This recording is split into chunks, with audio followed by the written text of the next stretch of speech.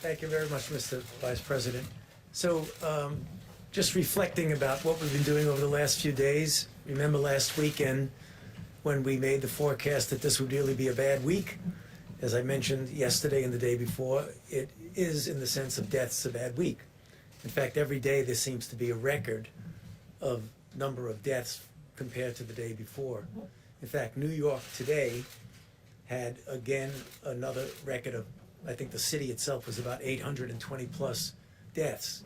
But what we were predicting with the increase and the real adherence to the physical separation, the guidelines that the Vice President talks about, the physical separation, at the same time as we're seeing the increase in deaths, we're seeing rather dramatic decrease in the need for hospitalizations. Like I think yesterday was something like 200 new hospitalizations, and it's been as high as 1,400 at any given time. So that is going in the right direction. I say that, and I always remind myself when I say that, that means that what we are doing is working, and therefore we need to continue to do it.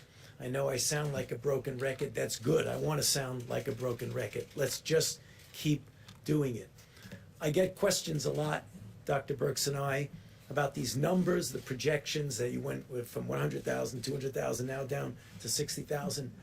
That's a sign that when, as I keep saying, when you take the data you have and you reinsert it into the model modifies. Data is real, model is hypothesis, okay? So that's what you have to do, and that's what I think we're seeing.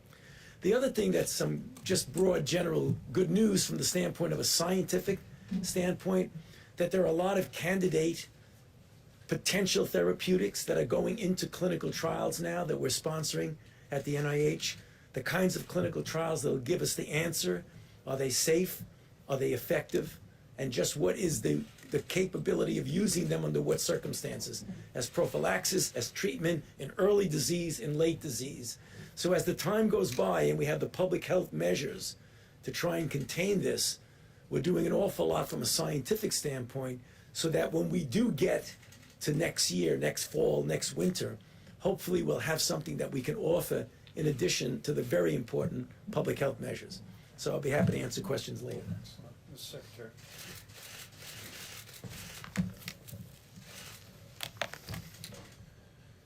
Mr. Vice President, thank you, and thanks to the task force, and of course thanks to the President for his leadership. The important public health measures that have been discussed so much in these briefings in this room have had a large impact in American workplaces. We saw that again today as the Labor Department released figures showing that 6.6 million new unemployment claims were filed last week. We're all mindful, the President mentioned this, that the American people are making difficult sacrifices. That has included being furloughed, laid off, or having a small business struggle. That said, American workers can be encouraged by how swiftly and comprehensively the President and Congress have responded. 3 weeks ago, the U.S. had never had a law requiring paid sick leave at U.S. companies.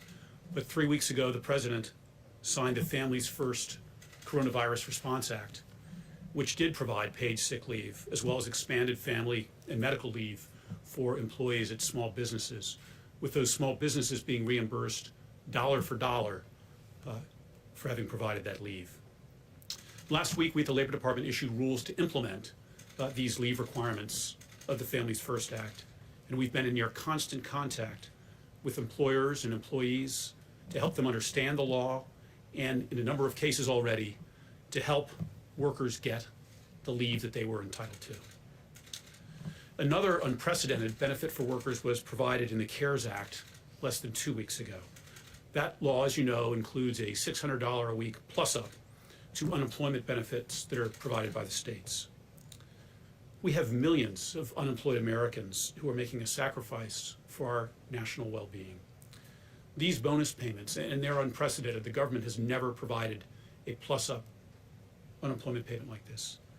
These payments are intended to make those workers whole as near we can. This temporary benefit is available not just to employees, but also to the self-employed and gig economy workers. Before the President signed the CARES Act, Gig workers, independent contractors were not available for unemployment compensation. Today they are. At the department, our team has worked day and night to enable states to make this benefit available. I'm pleased that a number of states are now making those $600 additional weekly payments. More states will follow in the coming days. How long it takes will vary by states. Some states' systems will take longer, but we at the department will continue to support them. We have already dispersed $500 million to states to help them with their systems and making these payments. We have another $500 million that we're ready to release. And for workers who don't get this benefit when it's first due them, states will be able to catch them up later when their computer systems are able to make these payments. Let me add that we're also mindful at the Labor Department that many Americans remain in the workplace, including on the front lines in our hospitals, as well as our emergency responders. My department's Occupational Safety and Health Administration, or OSHA, has been providing guidance to employers and employees on coronavirus since the early days of this health emergency. We are fielding and responding to calls from workers worried about their health, and sometimes from workers who believe they've been illegally disciplined by their employer for expressing health concerns. We will not tolerate retaliation. OSHA will continue to work with workers and employers to keep workplaces safe, using all the tools available to us, including enforcement if needed. I wanted to finish by commenting on the Paycheck Protection Program, which we heard about earlier, run by the Small Business Administration. This, of course, is loans to small businesses to enable them to meet certain costs, including utilities, rent, and, most important from my perspective, payroll. As you know, if these companies receiving the loans keep their workers on payroll, these loans are largely forgivable. Here's why that program is so important from my perspective. We're seeing unemployment filings right now of a like that we've never seen before. But these numbers aren't the result of an underlying weakness to our economy. Our economy has been vibrant, incredibly strong just weeks ago. If, as we've heard again today, if we are disciplined now and adhere carefully to the guidance being provided by health authorities, we'll get that economy back. The President spoke at the State of the Union of the blue-collar boom we are experiencing.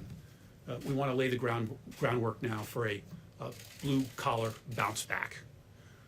We'll get there in part by helping companies hold on to their workers, which is what the Paycheck Protection Program does.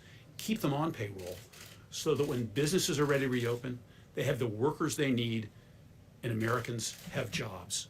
We will continue at the department, and I know here at the White House, to be laser focused on American workers and jobs until this is done. So thank you very much.